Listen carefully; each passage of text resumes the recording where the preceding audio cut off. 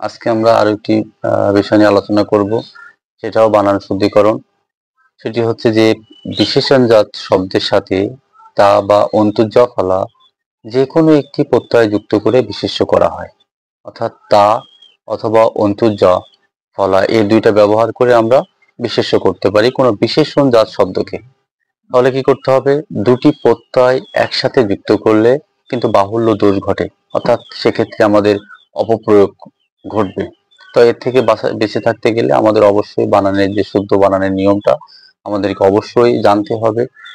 অন্তর্জ ফলা যুক্ত করলে কিন্তু আদিস্বরটা বৃদ্ধি পায়। যদি ফলাটা যুক্ত করি তাহলে আদিস্বর বৃদ্ধি পাবে, যদি তা প্রত্যয় যুক্ত করা হয় সেক্ষেত্রে বৃদ্ধি পাবে না। আমরা জানবো যে বিশেষণজাত শব্দ থেকে আমরা বিশেষে রূপান্তর করতে গেলে দুইটা উপায়ে করতে পারি। একটা হচ্ছে তা বিশেষণজাত শব্দের সাথে তা প্রত্যয় এবং অন্তর্জ ফলা যুক্ত করে। আমরা যদি একটা শব্দ নিজে দরিদ্র, দরিদ্র শব্দ একটা বিশেষণজাত শব্দ, এটাকে আমরা বিশেষে রূপান্তর করতে গেলে তা প্রত্যয় যুক্ত করব।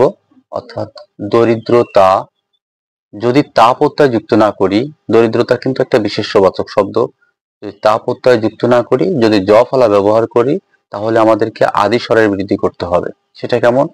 দরিদ্র দারিদ্র, যদি আকার নিয়ে আসি তাহলে জ ফলাটা আসবে। এরকম আরো কিছু শব্দ রয়েছে।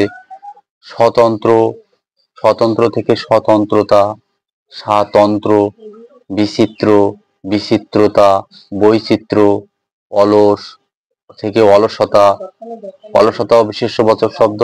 আবার বিশেষ্যবাচক শব্দ রয়েছে আলস্য, চঞ্চল একটা বিশেষণ। আবার চঞ্চল থেকে বিশেষ্য করতে গেলে চঞ্চলতা, আবার বিশেষ্য হচ্ছে চাঞ্চল্য।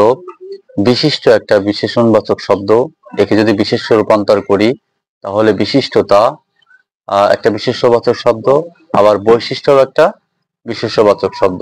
আর একটা রয়েছে এক, এক একটা বিশেষণবাচক শব্দ। আমরা জানি বিশেষণবাচক শব্দ কাকে বলে?